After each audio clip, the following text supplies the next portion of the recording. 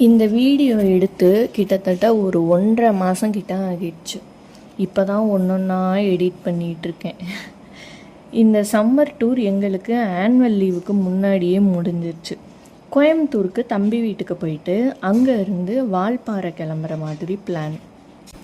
அதெல்லாம் லாங் வீடியோவில் போடுறேன்.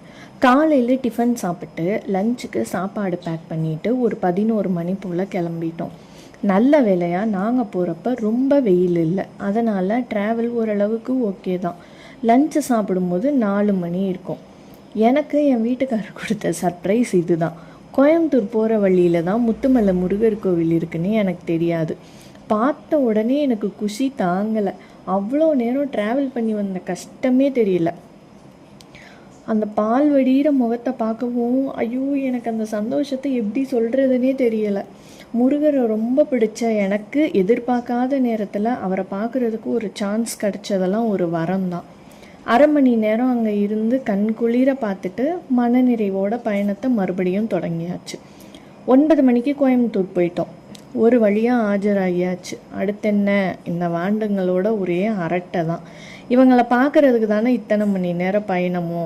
எவ்வளோ நாள் கழித்து பார்த்தாலும் ஒட்டிக்கிற அந்த குழந்தைங்க முன்னாடி வேறு என்னங்க வேணும்.